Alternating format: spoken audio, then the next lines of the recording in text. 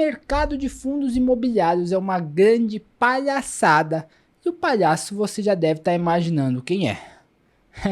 Como é bom, né? Poder falar o que a gente pensa sem ter rabo preso com ninguém. Olha, sendo bem sincero aqui, dando todo o disclaimer necessário, eu parei de investir em fundos imobiliários há algum tempo já.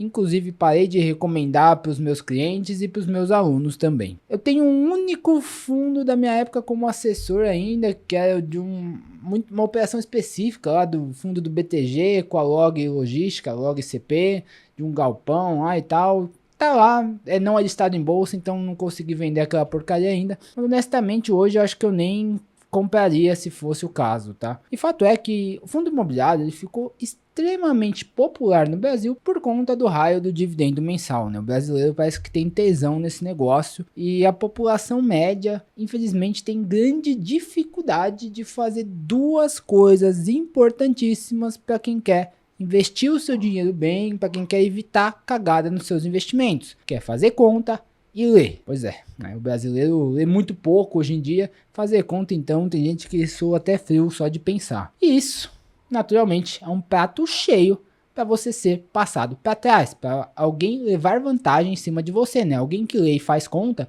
levar vantagem em cima de você. E esse comportamento do investidor brasileiro, principalmente de quem gosta de fundos imobiliários, transformou essa classe de ativo amaldiçoada em uma máquina de imprimir dinheiro. Simples assim.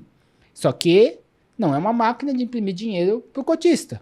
Esse dinheiro todo está na mão das gestoras e das corretoras. Hoje a gente tem 400 fundos imobiliários no Brasil com patrimônio total na casa aí de 80 bilhões de reais. Aí, meu amigo, você imagina, né? Faz a continha aí, essa conta é fácil. Imagina esses 80 bilhões de reais a 1% de taxa de administração ao ano. É só você dividir o 80, divide por 10, vai dar 8 bilhões. Divide por 10 de novo, você vai ter 1%. Dá 800 milhões de reais que são girados ou criados ganhos em taxa de administração pelas gestoras. Uma parte disso deve ir aí para as corretoras também, em acordos que devem existir, mas, a priori, vão para as gestoras. E aí o que acontece? O que a gente tem visto muito aí no mercado? Fundos imobiliários que já são grandes, mas que vez ou outra, né, sempre que possível, fazem uma nova emissão, a princípio para comprar mais ativos, mas, na minha opinião, é para engordar o bolo e gerar ainda mais taxa de administração. Como os fundos imobiliários são fundos fechados,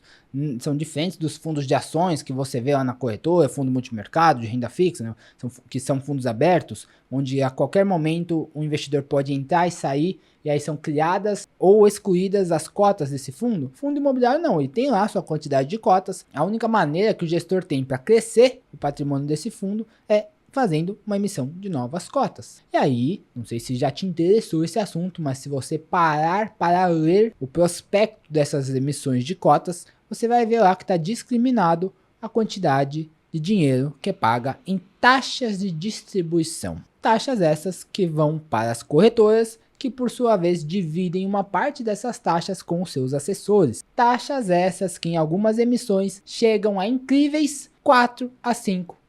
Ou seja, isso significa que em uma cota de R$100 a emissão, na verdade, o investidor só está investindo R$95, porque os outros 5 foram direto para o bolso da corretora, pagos como taxas de distribuição. Imagina você começar um investimento já devendo 5%. Eu não acho que é legal. Acredito que você também não. Já vi, inclusive, eu trabalhei 3 anos como assessor, gestoras fazendo campanhas junto com a corretora para distribuir novas emissões. Basicamente para tentar incentivar os assessores mal intencionados, que têm menos ética de trabalho, infelizmente tem bastante por aí, a empurrar alguma emissão dos seus clientes. Remunerações gordas, prêmios, viagens, tudo isso rola. O mercado financeiro é um ambiente que não é muito bonito quando você olha a cozinha desse negócio. Tem muita coisa minimamente esquisita ou antiética que acontece. E aí a gente tem que chegar também, tem que falar do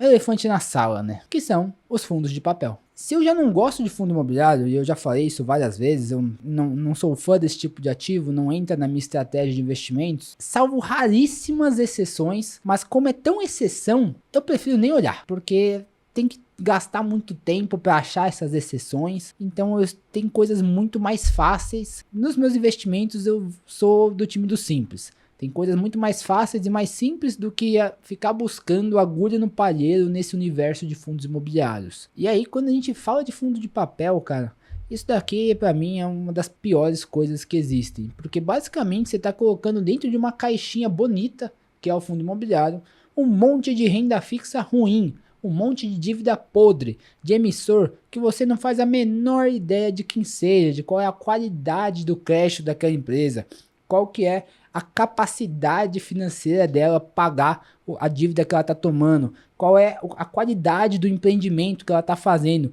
E aí quando você vai ver, você está emprestando para um loteamento no interior do Mato Grosso ou do Pará, sei lá e que tem 50 mil casas, onde 5% foi vendida. Então umas coisas assim que não faz o menor sentido. Você ia, se não fosse fundo imobiliário, comprar um CRI daquela empresa? Ah, mas eu não tenho acesso. Que bom que você não tem acesso a essas porcarias. Pra que vai ficar complicando a tua vida? A maioria das pessoas que eu vi tomar ferro nesses fundos de papel é porque tá buscando a segurança da renda fixa e o retorno da renda variável dentro do fundo imobiliário. Meu amigo, no máximo é o contrário. É a segurança da renda variável, ou seja, a volatilidade da renda variável num instrumento que te rende menos do que a renda fixa. Se a gente for olhar para um histórico, comparar os títulos públicos longos, os Tesouro IPCA+, por exemplo, eles ganham dos fundos imobiliários, da média, do mercado, né, do IFIX. Ah, mas a média é ruim. Sim, a média é ruim, porque a maioria é uma porcaria. Você vai ter que achar agulha no palheiro. Você tá disposto a gastar o tempo e energia para procurar essa agulha? Eu não tô.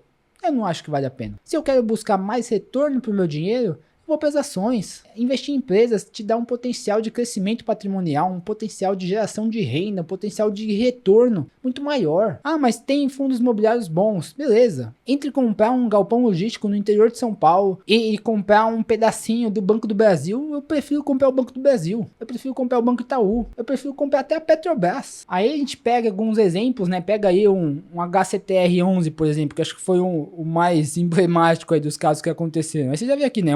1,20% de taxa de administração. Os caras chegaram a uns 2 bilhões e meio, tá falando de valor patrimonial. Provavelmente em algum momento valeu isso no mercado.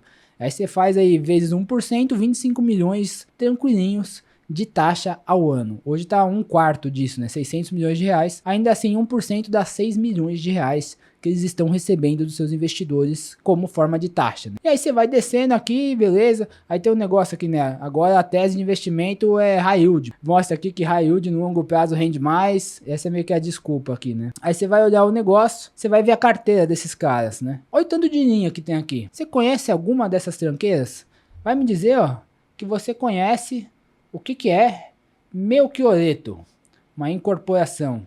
Ou que você conhece o Recanto dos Pássaros. Ou o Fix Laguna, Bewiki. Pra que você vai se meter nessas coisas? Não faz sentido. Tem muito ativo, você não conhece, não entende os ativos, então você está ali ferindo a primeira regra dos investimentos, que é só invista no que você entende, no que você conhece. Não conhece os empreendimentos, não conhece os devedores. Fora que tem a maior coisa que, pô, pra mim isso aí não faz o menor sentido, né? Fundo imobiliário se alavancando para comprar mais ativo, para turbinar ali o dividendo, turbinar o rendimento. Meu amigo, se eu quero alavancar, já vou comprar opções. Se eu quero alavancar, já vou, sei lá, tomar dinheiro emprestado no banco e vou abrir uma empresa. Eu não vou comprar um fundo imobiliário, né, gente? Pelo amor de Deus. Aí o fundo, depois a desculpa de fazer uma emissão abaixo do valor patrimonial é que tem que pagar a dívida da alavancagem. Quem mandou você se alavancar? Eu aprovei? Porque nem a Assembleia faz para falar pros cotistas que vai se alavancar. Só se alavanca e depois deixa aí para você pagar a conta. Já descobriu quem é o palhaço dessa história, né? Se gostou do vídeo, curte aí e se inscreve no canal.